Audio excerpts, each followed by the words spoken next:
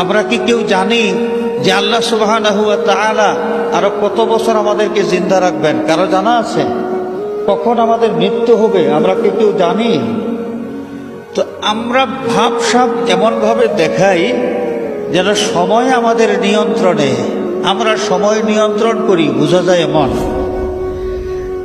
তো যদি আমরা এটা স্বীকার করি যে সময়ের সৃষ্টিকর্তা আল্লাহ, হায়াতের সৃষ্টিকর্তা আল্লাহ, মৌতের সৃষ্টিকর্তা আল্লাহ, এই বিশ্বাসটা যদি আমাদের থাকে, তাহলে আমাদের উচিত হবে সেই বর্ষবরণের ক্ষেত্রে আল্লাহ রাব্বুল আলামিনকে স্মরণ করা, আল্লাহকে স্মরণ করা যে আল্লাহ তুমি মেহেরবানি করেছ, যে বছরটা গেল, বিগত একটা বছর আমাকে তুমি জিন্দা রেখেছ, নতুন আরেকটা বছরের মোলাকাত আবার নসিব করেছ।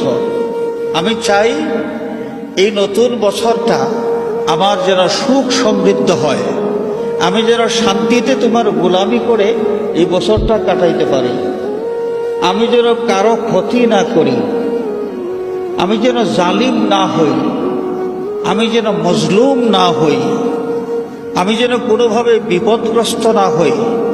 আল্লাহ, যত কল্যাণ আছে আমি তোমার কাছে সমস্ত কল্যাণ কামনা করি, আর যত অকল্যাণ আছে তোমার হাবিব সাল্লাল্লাহু আলাইহি ওয়াসাল্লাম যত অকল্যাণ থেকে তোমার কাছে পানাহ চেয়েছেন, সমস্ত অকল্যাণ থেকে আমিও তোমার কাছে পানাহ চাই।